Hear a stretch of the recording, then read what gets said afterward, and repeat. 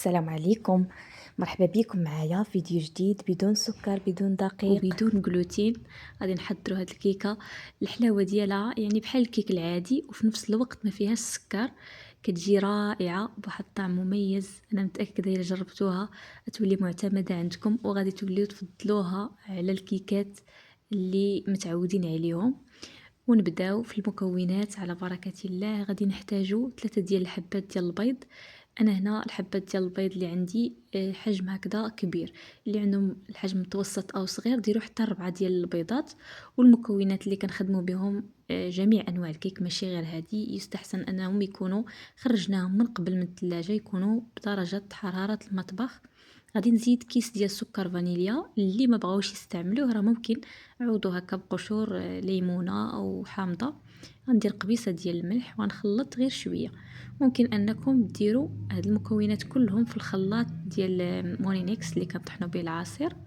انا غير بغيت نصور معاكم بخطوه بخطوه، وراه طريقه التحضير اهم من الوصفه. عندي هنا كأس ديال زيت الزيتون. بالنسبه للزيت عندي جديده، غير هي حلوه ماشي مره، وراه كيجي الطعم ديالها يعني ماشي باين في الكيك ولا يعني ما عادي جدا. وزيت الزيتون راه يعني صحي وافضل. غادي نطحن هاد المكونات مزيان حتى يبان لي الحجم ديالهم راه تضاعف.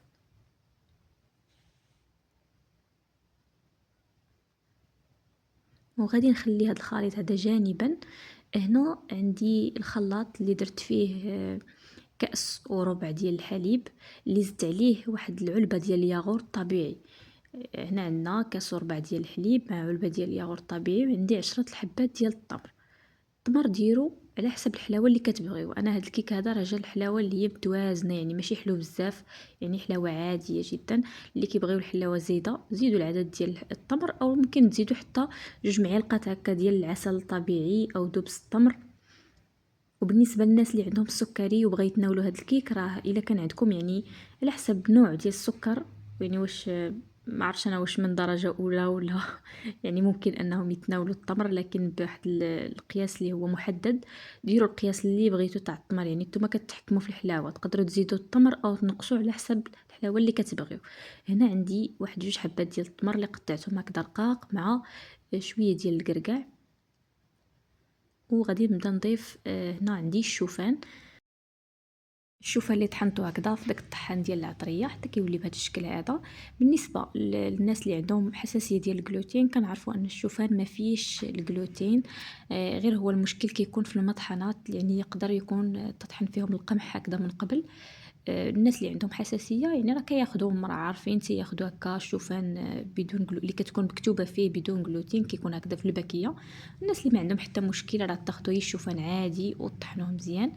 بالنسبه للكميه اللي خدات لي هاد الكيك ديال الشوفان، راه خدات يعني 2 كيسان ونص ديال العنبه. الخليط كيكون ثقيل، يعني ما تخليوش الخليط خفيف، الخليط كيكون ثقيل. غادي نضيف 2 الأكياس ديال خميره الحلويات. وهنا راه الفران يعني كنت شعلته من قبل. انا بالنسبه لي عندي فرن غازي. ونخلطو مزيان. غنخلي الخليط جانبا، هو راه كيزيد يشرب. وغادي ندوز باش نوجد المول اللي غندير فيه هاد الكيك.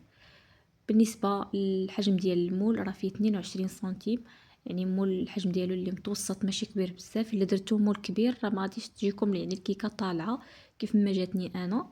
يعني ديروا واحد المول اللي يكون متوسط. خديت داك المول رشيتو هكذا بدقيق ديال الشوفان. وكيف ما شفتوا معايا راه الخليط يعني كيبان لكم عاقد ماشي خفيف. وإلا بقيتوا معايا حتى لهنا كنقول لكم ما تنسوش انكم تشتركوا في القناه وديروا لي لايك باش توصلوا بكل جديد، وباش تشجعوني باش نزيد نحط يعني بزاف ديال الوصفات.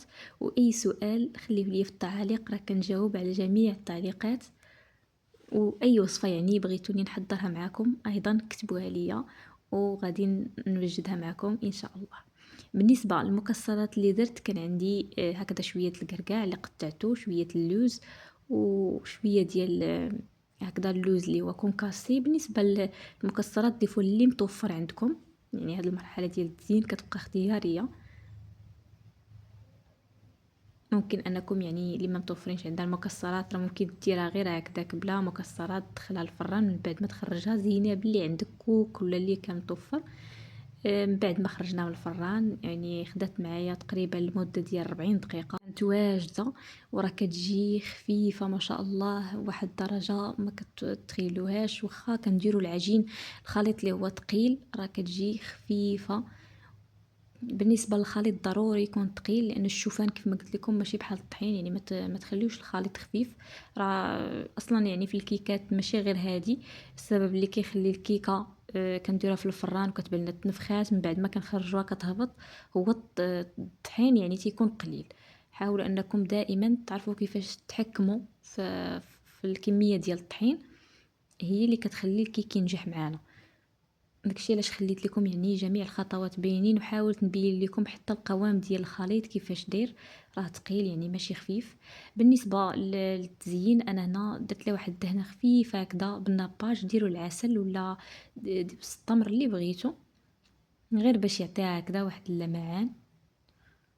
وغادي نقسم معكم باش تشوفوا يعني الشكل ديالها كيفاش دايره من الداخل. هنا راه انا مازال سخونه، ولاحظوا معايا يعني الكيك خفيف كيفاش يعني تيجي رائع جدا.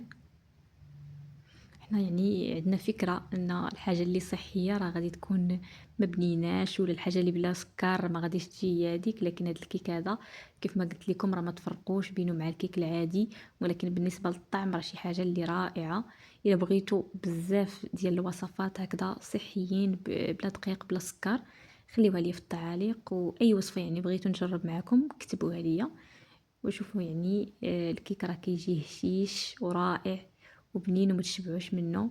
الا بقيتوا معايا حتى لهنا كنقول لك ما تنسايش الاشتراك واللايك باش تدعموني باش نزيد نتشجع ونحط بزاف ديال الوصفات.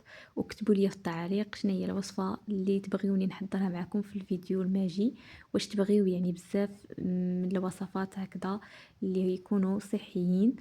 ومع السلامه الى فيديو قادم ان شاء الله.